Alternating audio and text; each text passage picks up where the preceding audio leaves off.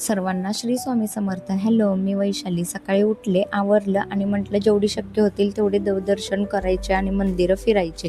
मग काय, जवळच महालक्ष्मी मातेचं मंदिर होतं, तिकडे गेले. मस्त दर्शन झालं, गर्दी नव्हती. खूप प्रसन्न वाटलं. तिथून पुढे जायला निघाले. चौकातच दत्तगुरू महाराजांचं मंदिर होतं, दगडातलं कोरीव काम केलेलं. तिकडे दर्शन घेऊन मी बस स्टॉपवरती आले. कुठे बाहेर कामानिमित्त नाही चालले. आज मी जिथे चालले आहे ते अत्यंत जागृत आणि प्रसिद्ध देवस्थान आहे. बरोबर पुणेकरांनी लगेच ओळखलं. श्रीमंत दगडूशेठ हलवाई गणपती बाप्पाला जात होते. खूप दिवसाची इच्छा होती, पण काही प्लॅन बनत नव्हता. आज आवर्जून उठले, आवरलं आणि जायला निघाले. तुम्हाला प्रश्न पडला आहे का, दगडूशेठ गणपती बाप्पाला हे नाव का पडलं? खरं तर मूळचे कर्नाटकचे एक दगडूशेठ पुण्यात हलवाईचा व्यवसाय करण्यासाठी आले होते. ते अत्यंत श्रीमंत आणि दानशूर होते, म्हणून लोक त्यांना श्रीमंत म्हणत होते. त्यांचा एक मुलगा होता, त्याला प्लेग हा आजार झाला आणि त्या आजारातच तो एकुलता एक मुलगा मरण पावला. मग त्यांनी त्याचे अंत्यसंस्कार करून ब्राह्मणाने सांगितलं की एक गणपती बाप्पाची मूर्ती स्थापना करा. मग त्यांनी निर्णय घेतला. 1893 मध्ये त्यांनी आपल्या घरामध्ये स्वतःच्या राहत्या घरी गणपती बाप्पाची मूर्ती स्थापना केली.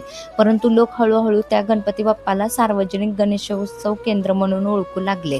मग त्याच्यानंतर त्यांनी त्या गणपती बाप्पाचे सार्वजनिक गणेशोत्सव केंद्रामध्ये रूपांतर करून मस्त असं मंदिर स्थापित केलं, खूप छान असं. म्हणून तर या गणपती बाप्पाला दगडूशेठ हलवाई गणपती बाप्पा हे नाव पडलं आहे. मला बघता बघता कधी 8 वाजले हे कळालंच नाही. मग काय, गणपती बाप्पाला निरोप घेतला, म्हटलं चला पुन्हा भेटूयात, नक्की येईल. माझा पाय निघतच नव्हता तिथून.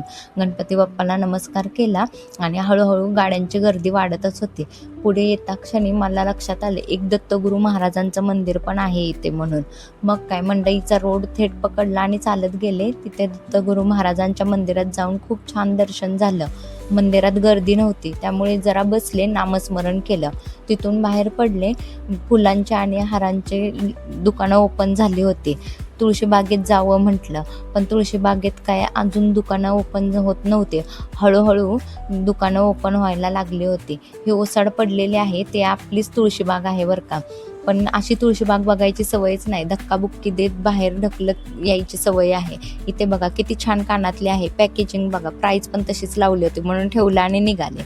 पुढे येता क्षणी मला एक टॉपचं दुकान लागलं. मला टॉप बघता क्षणी 100 टॉप बघितल्यानंतर मी एक टॉप पसंत केला आणि तो घेतला.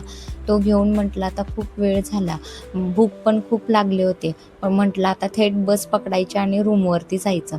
मग काय, बस स्टॉपवरती आले. खूप गर्दी हळूहळू वाढतच होते. बस स्टॉपवरती आल्यावर खूप वेळ बसच नाही आहे. मला काय बसचं टायमिंग माहिती नव्हतं, चेक केलं, बस आली. पटकन चढले, गर्दीमध्ये जागा पकडली आणि बसले.